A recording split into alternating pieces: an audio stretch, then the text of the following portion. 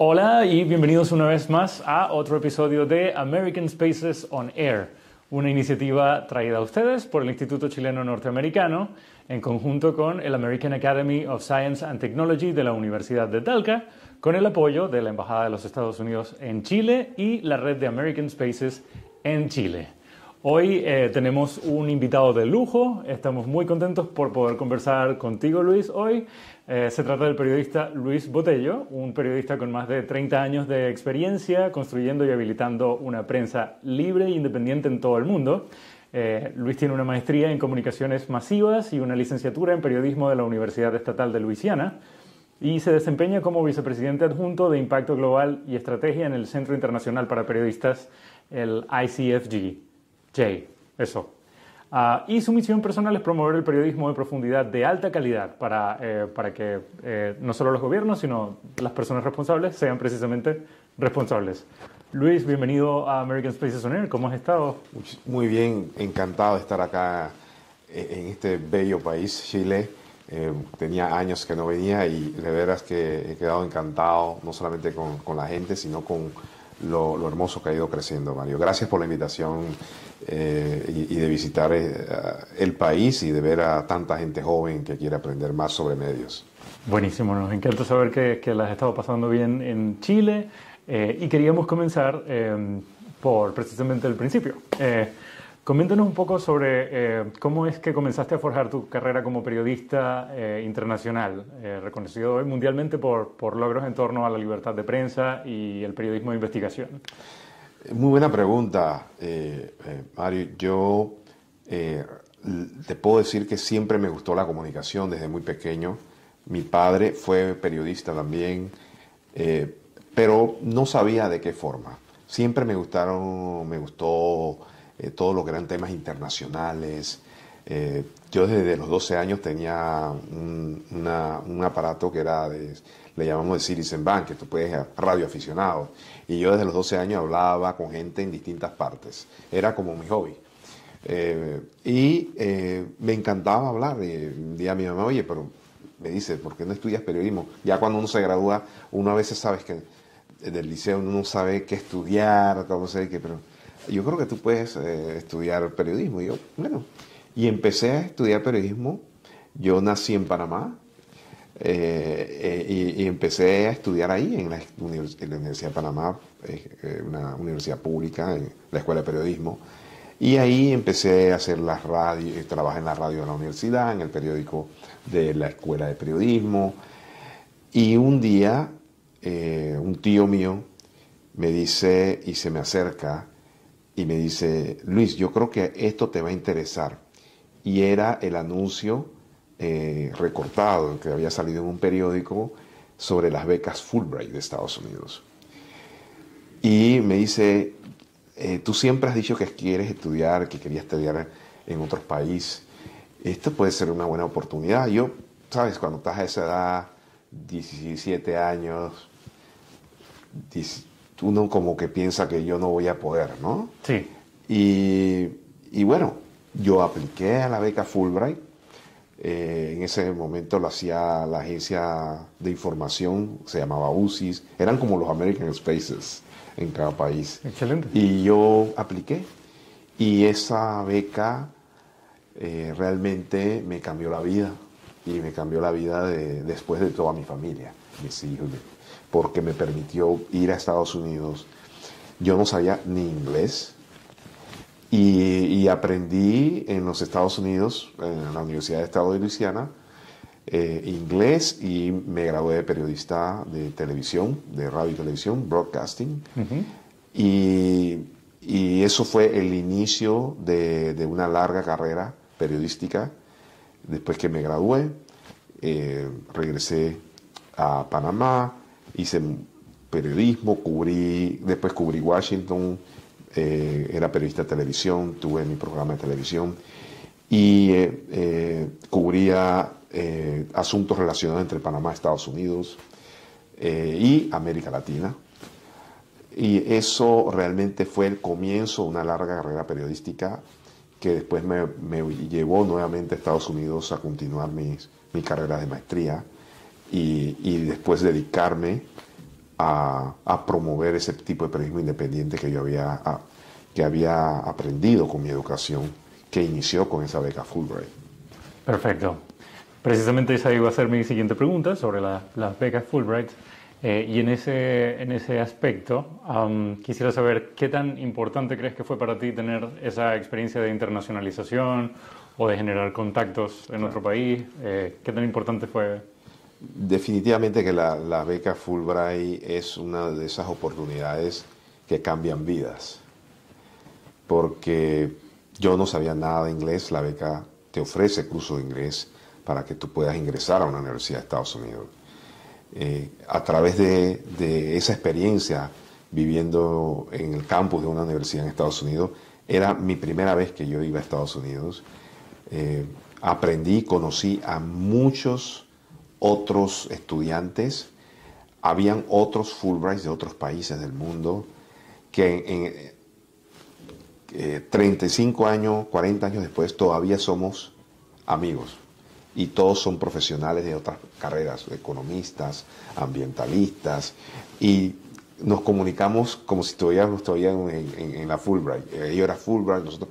Creas una red de apoyo internacional que queda contigo en toda tu carrera. Cuando yo viajo a otro país, lo primero que hago es llamar a mis colegas Fulbright, a mis colegios, amigos de la escuela.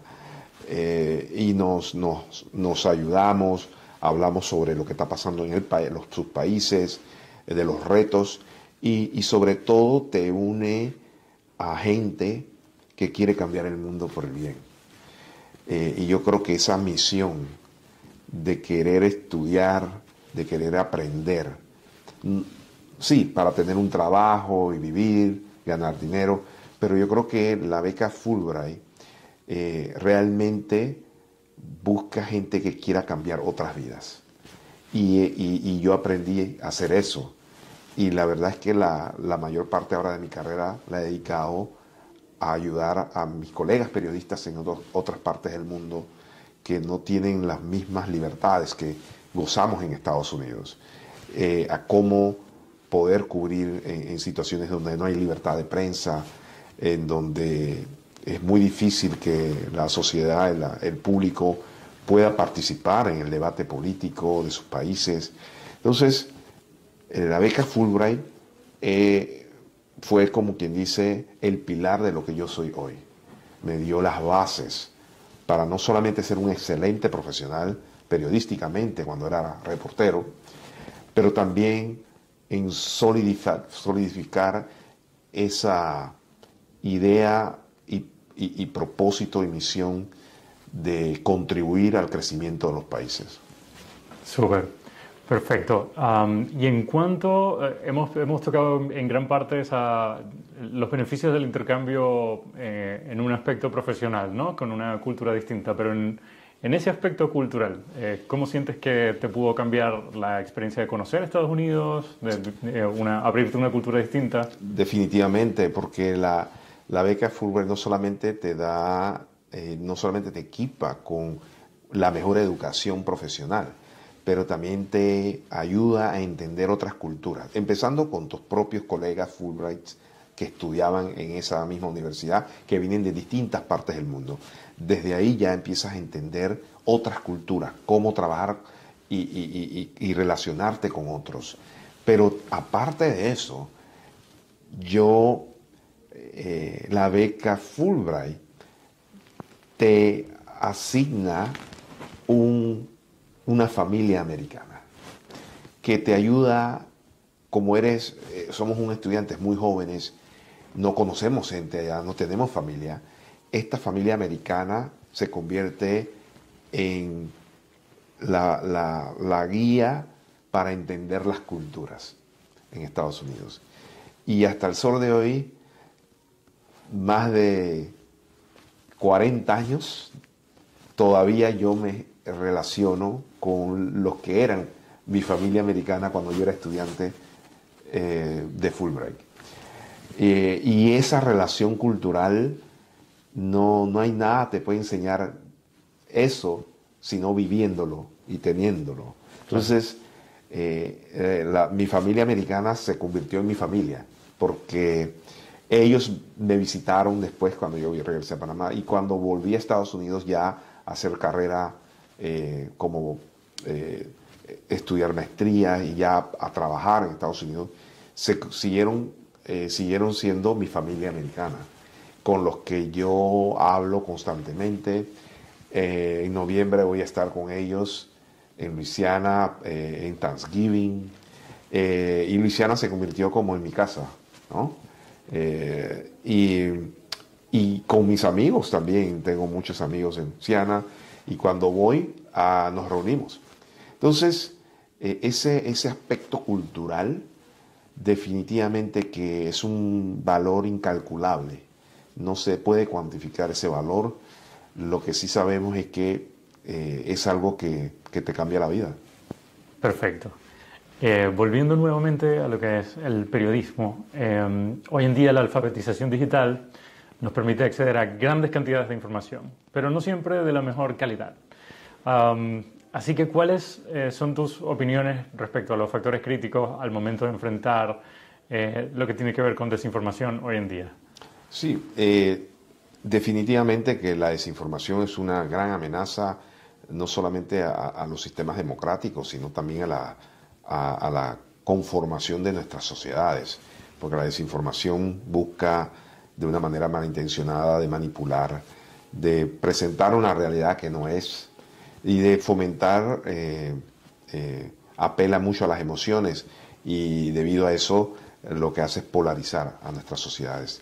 Y una sociedad polarizada no puede llegar a consensos, no puede llegar a acuerdos, no puede diseñar políticas públicas que le beneficien a todos, porque siempre va a haber una voz disidente y que utiliza toma esas decisiones disidentes o contrarias basadas en datos falsos. Entonces es muy, muy serio ese problema. Yo siempre he venido diciendo que el tema de la desinformación es algo que toda la sociedad de la cual tiene que involucrarse.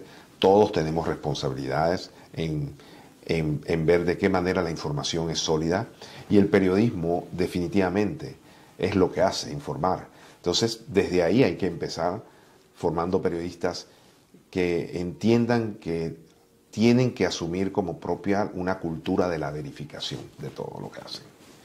Y ya hay muchas herramientas que se pueden utilizar para verificar información. Entonces, pero tiene que ser una práctica disciplinada, que toda información va a ser verificada. Y los jóvenes y las universidades tienen un rol fundamental, porque son los que necesitan educar a una nueva generación, aunque yo soy de los que cree que las nuevas generaciones son los que tienen la solución a ese problema, porque nacieron con la tecnología. Entonces, pero aún así tienen que desarrollar el pensamiento crítico. Yo vengo diciendo que el pensamiento crítico en una sociedad digital, en donde hay una vorágine de información, en donde no se sabe qué es cierto y no, el pensamiento crítico es el diferenciador. Si tenemos jóvenes y una sociedad que sepa utilizar el pensamiento crítico para ser mejores consumidores de información y de noticias, tendremos una sociedad mucho más capaz de exigir rendición de cuentas, de ser más participativa en la sociedad y en el proceso democrático. Entonces, yo le llamo alfabetización sobre noticias e información. Y eso hay que enseñarlo desde muy pequeño en las escuelas.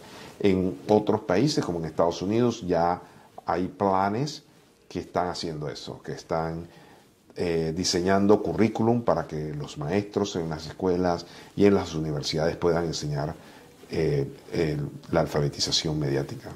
Claro, es muy importante ese punto, sobre todo por la parte de resaltar que la alfabetización mediática no debe ser algo solo para periodistas. Exacto, ¿no? Algo que necesita toda la comunidad. Así es, así es. Todo profesional, todo quien vive en una sociedad tiene que desarrollar ese pensamiento crítico.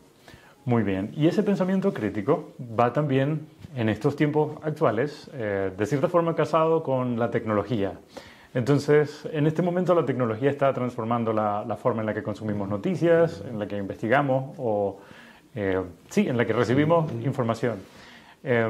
¿Cómo consideras que los medios globales podrían adaptarse y mantenerse relevantes en este entorno global que cambia y se desarrolla con avances? Excelente pregunta, Mario. Definitivamente que primero es reconocer que estamos viviendo en tiempos diferentes. Porque, créanlo o no, todavía tenemos mucha gente en nuestra sociedad, y cuando hablamos de medios y periodistas, que creen que pueden seguir haciendo las cosas como se hacían hace 15 o 20 años. Y la realidad es que esta nueva generación, no, para ellos lo que es noticia, lo que era noticia antes, ya no es noticia. La forma de contar la información hace 20 años ha cambiado totalmente, porque las plataformas digitales, nuestros celulares, el streaming, las aplicaciones, nos ofrecen una variedad de formatos a los cuales nosotros tenemos que adaptarnos, si es que queremos mantener una audiencia. Entonces, mientras no aceptemos esa realidad, es muy difícil hacer los cambios. Entonces, lo primero que tienen que hacer es aceptar. Lo segundo es capacitarse. Hay que volver a la escuela. La tecnología está cambiando tan rápido que lo que uno estudie hoy, el otro año ya no sirve. Hay que volver a estudiar qué es lo que está funcionando el otro año. Y a los jóvenes a veces les digo, lo que tú entraste a una carrera este año, te gradúas en 4. Y siempre les digo, por favor, ten en mente que cuando te gradúes, tal vez lo que tú pensabas que ibas a hacer ya no va a estar o va a ser diferente. Tienes que tener una mente amplia para adaptarte a esos cambios. Y es difícil, porque los profesionales de hoy en día tienen que cambiar. En mi propio trabajo, yo he tenido 2, 3 puestos, porque las necesidades van cambiando. Y entonces tengo que aprender ese nuevo puesto, y tienes que estar dispuesto a hacerlo. En ocasiones es fácil, en otras ocasiones es muy difícil. Pero la educación va a ser importante, no temerle a aprender cosas nuevas, al entender que estamos también en un momento de mucha experimentación. Poco los tecnólogos hacen eso siempre. Crean, inventan algo, pero te dicen, no, este es un piloto, estamos experimentando. Lo mismo nosotros con nuestras vidas, es un experimento. En ocasiones, no, voy a aprender, voy a hacer esto, te puede gustar, pero también no te puede gustar y vas a tener que cambiar. Entonces la educación es importante, los medios globales deben asumir esas nuevas tecnologías, ver de qué forma pueden ser ventajosas para ellos en la búsqueda de información, en el storytelling, cómo decimos la historia, cómo involucramos a la sociedad civil, cómo ganamos la confianza. Yo creo que cómo ganar confianza y credibilidad en la era digital es un arte, es una nueva profesión. Hay nuevas posiciones que se han ido creando, editores de impacto que midan el impacto del medio, para que la gente vea que lo que el periodista hace es relevante, pero esos puestos no existían. Nos estamos viendo obligados a tener que crear nuevos puestos. Entonces tenemos que tener medios con la suficiente flexibilidad y capacidad de adaptarse rápidamente. Sin duda. Y esta experimentación constante que hay con los medios y con la tecnología también demuestran un poco que no solamente hay una forma correcta de hacer las cosas, sino que también los consumidores tienen gustos diferentes. Les gusta recibir su información de distintas formas y Correcto. Muy importante que nos podamos adaptar a todo eso. Sí. Tenemos una audiencia cada vez más fragmentada. Sí. Muy bien. Y hablando de audiencias, a nuestra audiencia, que son mayoritariamente personas jóvenes, les comentamos que el pasado 12 de agosto se celebró el Día Internacional de la Juventud. ¿Crees que se pueda transformar la capacidad innata de las nuevas generaciones de permanecer interconectados en tiempo real en una habilidad de lectura analítica y de pensamiento crítico? Como, digamos, ¿cómo el periodismo podría fomentar que la juventud, en este caso, sea parte de la solución? Claro, involucrándola en todo lo que es el proceso editorial de las salas de redacción de los medios. Cada vez es más clara la necesidad de que las audiencias se conecten con los medios y que los medios se conecten con las audiencias. Parte de los grandes problemas de la crisis de credibilidad de los medios surge porque los medios nos desconectamos de las audiencias. Y si no habíamos adaptado esa tecnología, entonces nos hemos apartado de los jóvenes. Entonces, los jóvenes definitivamente tienen un rol fundamental en el debate público, en el de que su voz se escuche y el de participar incluso en las decisiones editoriales de los medios. Algunos medios están empezando a experimentar con eso, haciendo salas editoriales de decisión, invitando al público. Y me parece que deben de incluir a los jóvenes, y los jóvenes deben de tener un interés más amplio sobre estos temas. Muy bien. Y respecto a ese interés más amplio que ellos deberían tener, ¿qué consejo darías a los jóvenes periodistas que aspiran a tener un impacto tanto a nivel local como a nivel global? Dice, ¿qué les diría de recomendación? Sí. Primero, a tratar de buscar educarse mucho más. Parece algo muy básico, pero tratar de entender otros idiomas, especialmente el inglés, aprender mucho el inglés, porque en el mundo el inglés es donde todo lo que es nuevas ideas, nuevas innovaciones empiezan en inglés. Les aconsejaría tener una mente más global. Como periodistas, sí, queremos seguir cubriendo lo local, lo que necesita saber nuestra comunidad, nuestra audiencia. Pero también tenemos que reconocer que esa sociedad que tú cubres está dentro de un mundo global. Y tenemos que tener periodistas capaces de interconectar lo que pasa en sus comunidades con lo que está pasando a nivel global. Y esa apertura te va a ayudar y te va a forzar a tener que aprender idiomas. Mientras más idiomas mejor en este mundo globalizado, especialmente el inglés. También es importante que los periodistas se mantengan constantemente educándose. Recuerdo que antes, si estudiabas medicina, tenías que renovar licencia, estudiar, si eras un doctor. Ya eso todo el mundo tiene que hacer eso. Sí. Y los periodistas tienen que entender que están en un mundo en donde todo está cambiando tan rápido y la educación, el tiempo que le puedan dar a la educación en ese proceso profesional debe ser algo ya natural en sus vidas. Muy bien. ¿Y cómo crees que en tu experiencia en los Estados Unidos ha influido en el enfoque periodístico y en tu visión de la libertad de prensa? Totalmente. Yo siempre digo que mi trabajo ha influido como soy, porque yo he sido bendecido de estar trabajando en Washington, en un país donde las libertades se respetan, donde hay instituciones democráticas, hay separación de poderes, aunque como en toda democracia también hay problemas. Pero no es comparado como con muchos de mis colegas periodistas en donde yo trabajo para apoyarlos, que trabajan en condiciones muy difíciles, donde la libertad de expresión no se respeta, donde luchan constantemente contra el poder que quiere prácticamente censurarlos, y algunos de ellos pagan con sus vidas en algunos países.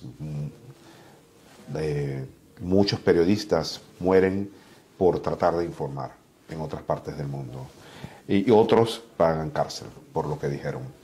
Entonces eso definitivamente que cambia mi percepción del mundo y hace que redoble mis esfuerzos en tratar de fomentar proyectos que pueda por lo menos ayudar a que estos periodistas puedan servir a sus propias sociedades en una condición mejor y en donde puedan ser protegidos y no paguen un precio muy alto solamente por tratar de decir la verdad.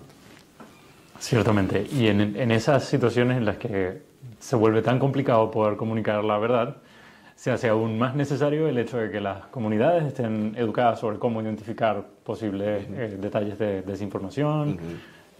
Así que es muy importante todo eso que comentas. La diversidad y la inclusión son temas muy importantes en el ámbito periodístico. ¿Cómo crees que se pueden abordar de manera efectiva en los medios globales? Eso es algo importantísimo, especialmente en la era digital de la desinformación, de los algoritmos, de la inteligencia artificial. Es muy fácil ignorar a las comunidades minoritarias. Y estas comunidades minoritarias se les dificulta ser escuchadas si no tenemos medios internacionales capaces de dar prioridad a la cobertura de estas comunidades. Y un principio básico periodístico es dar voz a los que no tienen. O sea, si no haces eso, no estás haciendo periodismo. Los grandes, los poderosos, la gente con recursos o posiciones políticas, tienen todos los recursos para que su voz se escuche. Pueden llamar a una conferencia de prensa, los entrevistan todos los días, pero el periodismo tiene que hacer un esfuerzo para dar voz a los que no tienen esos recursos, para convocar a la prensa, para decir lo que quieren que se les escuche. Entonces tiene que hacer un esfuerzo aún mayor para que en sus páginas, en sus medios de comunicación, se escuchen otras voces, porque una sociedad con comunidades olvidadas es una sociedad enferma, es una democracia que no puede beneficiar a su sociedad de una manera plena porque no toma en consideración esas voces minoritarias. Entonces, es sumamente importante que las políticas editoriales y en todo lo que hagan los medios de comunicación se vea esa diversidad de voces de comunidades indígenas, de comunidades olvidadas y que por lo generalmente sus derechos a poder expresarse libremente en su género, en su forma, por lo general son censuradas en algunas ocasiones. Y eso es muy peligroso en una democracia. Muy bien. Y finalmente, queríamos darte un espacio para comentarnos algún proyecto o iniciativa particular en la que estés trabajando actualmente, que te gustaría quizás compartir con nuestra audiencia. Claro.